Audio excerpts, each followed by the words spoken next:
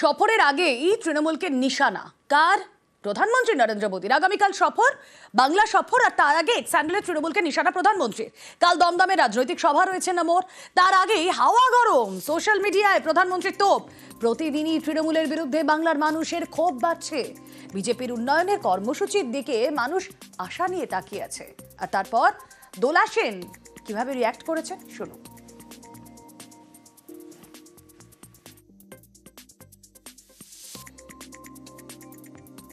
প্রথম কথা, বাংলা অতিথিপরায়ণ, সেখানে মোদীবাবু আসবেন, ভালো, তিনি তার পার্টির কাজ ভালোভাবে করুন, তাতে আমাদের কোনো সমস্যা নেই। লোকে স্বপ্ন দেখা ভালো, স্বপ্ন দেখছেন যে লোকে টিএমসির ওপর রেগে যাচ্ছে, আর বিজেপি এত উন্নয়নের কাজ করছে যে সেই জন্য বাংলায় আসতে ওনার আরো ভালো লাগছে। আসলে কি জানেন, আমার মাঝে মাঝে মনে হয় মোদীবাবুরা বাংলার ব্যাপারে একটু অবসেসড।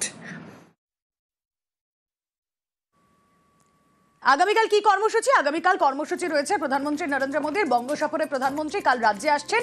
কাল 3টি মেট্রো লাইনের উদ্বোধন করবেন নমো। নোয়াপাড়া বিমানবন্দর ইয়েলো লাইনের উদ্বোধন করবেন তিনি।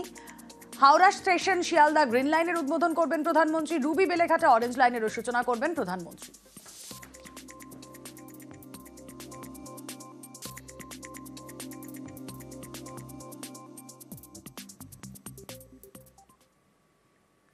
শুক্রবার কলকাতায় 3টি মেট্রো রুটের উদ্বোধন করবেন প্রধানমন্ত্রী। নোয়াপাড়া থেকে দমদম বিমানবন্দর পর্যন্ত ইয়েলো লাইন, কবি সুভাষ থেকে বেলেঘাটা পর্যন্ত অরেঞ্জ লাইন, আর এই লাইনে ইতিমধ্যেই ট্রেন চলে কবি সুভাষ থেকে রুবি পর্যন্ত, মানে Hemanta Mukhopadhyay. Green line sector 5 থেকে হাওড়া স্টেশন, আর এই লাইনে ইতিমধ্যেই ট্রেন চলে সেক্টর 5 থেকে শিয়ালদা এবং এসপ্ল্যানেড থেকে হাওড়া স্টেশন পর্যন্ত। গ্রিন লাইনে হাওড়া ময়দান সেক্টর 5 22শে আগস্ট শুক্রবার সন্ধ্যে 6:30 থেকে পরিষেবা শুরু হবে। অরেঞ্জ লাইন কবি সুভাষ বেলেঘাটায় 25শে আগস্ট থেকে মিলবে পরিষেবা। স্যাটারডে এবং সানডে এই দুদিন বাদে সকাল 8টা থেকে রাত 8:28 পর্যন্ত মেট্রো চলছে। ইয়েলো লাইনে নোয়াপাড়া থেকে এয়ারপোর্ট 25শে আগস্ট থেকে পরিষেবা চালু। শনিবার আর রবিবার এক্ষেত্রেও এই দুদিন বাদ দিয়ে বাকি দিন সকাল 7:58 থেকে রাত 8:10 পর্যন্ত মিলবে মেট্রো।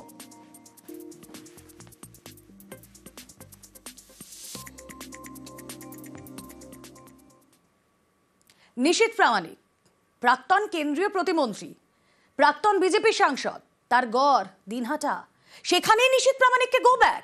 দিনহাটা আদালত চত্বরে স্লোগান, 2018-র পঞ্চায়েত ভোটের সময় খুনের মামলা, দিনহাটার গীতালদহে খুনের মামলা। ছবিটা দেখাবো, যে সময় তিনি আদালত চত্বরে পৌঁছন কি হয় তখন।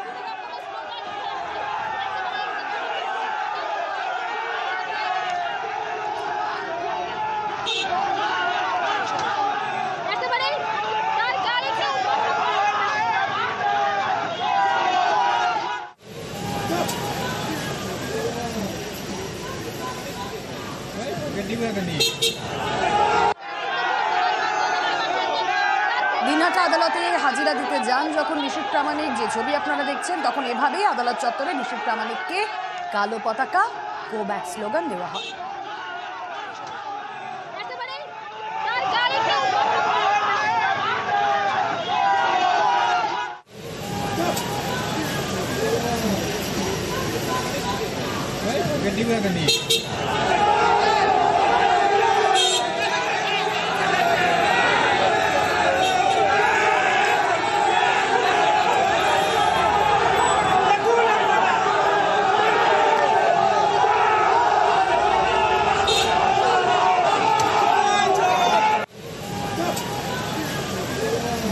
এটা 2018 সালের একটা কেস, এবং এখানে যে ধারা দেওয়া হয়েছে বা অবজেকশন করা হয়েছে যে পলিটিক্যাল কনস্পিরেসি, মানে কোনো যে ঘটনাটা ঘটেছে তার পেছনে কারা চক্রান্তকারী। ভারতবর্ষে এই ধারায় এখন পর্যন্ত কেউ সাজা পায়নি এবং কারোর কোনো রকমের সাজা হয়নি। সো এই কেসটাও একটা ফেক কেস সম্পূর্ণ, এবং আগামীতে আপনারা বুঝতে পারবেন যে যখন রায় হবে নিশ্চয়ই বুঝতে পারবেন যে কতটা ফেক। বিজেপি যেভাবে বাঙালিদের ওপর অত্যাচার করছে, বিজেপি নেতারা যেখানেই যাবে লোকজন এইভাবে বিক্ষোভ দেখাবে। কোচবিহারের মানুষকে রোহিঙ্গা বলে অপমান করেছে, যার জন্য নিজে বাংলাদেশি, তাই জন্য যেখানে ও যাবে লোক সেখানে ওকে বিক্ষোভ দেখাবে। 2018 সালে তৃণমূলের এক কর্মী খুন হয়, তার নাম হচ্ছে আবু। সেই আবু খুনের অভিযুক্ত হচ্ছে নিশীথ প্রামাণিক। 2018 সালে কিন্তু নিশীথ প্রামাণিক বিজেপি করতেন না, তৃণমূল কংগ্রেসেই ছিলেন। স্বাভাবিকভাবেই তৃণমূল কংগ্রেস কর্মীরা কিন্তু সেই কথাটাকে মাথায় রেখেছেন। আর দ্বিতীয় কথা হচ্ছে, এবং যখন কুচবিহারের মানুষেরা পশ্চিমবাংলার বাইরে আক্রান্ত হচ্ছে, তখন কিন্তু একবারও নিশীথ প্রামাণিক তার বিরোধিতা করছেন না। স্বাভাবিকভাবেই সাধারণ মানুষেরও তার উপর ক্ষোভ আসে বলেই আমি জানি। সেই ক্ষোভের বই প্রকাশ হচ্ছে, কিন্তু কোন রকম আক্রমণই তার উপর হয়নি। আমি শুনেছি যে তাকে কালো পতাকা দেখানো হয়েছে। ফর্ম ফিল আপে 10 দিন সময়, এসএসসি পরীক্ষা পিছনো নিয়ে বিবেচনার নির্দেশ চাকরিহারাদের আবেদনের সায় সুপ্রিম কোর্টের।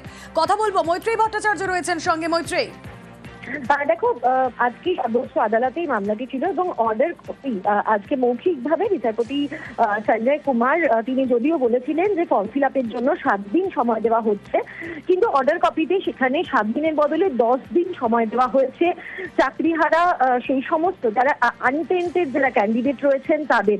এবং একই সঙ্গে এই নির্দেশও দেওয়া হয়েছে যে 45% মার্কস অর্থাৎ গ্র্যাজুয়েশন এবং স্নাতকোত্তরে 45% মার্কসের যে ক্রাইটেরিয়া 2016-তে ছিল, সেই অনুযায়ী সমস্ত আনটেন্টেড ক্যান্ডিডেটরা তারা ফর্ম ফিল আপের সুযোগ পাবেন। এবং একই সঙ্গে পরীক্ষাও অ্যাকর্ডিংলি পিছিয়ে দেওয়ার ব্যাপারেও কিন্তু নির্দেশ দেওয়া হয়েছে অর্ডার কপিতে। রুমেলা, বেশ।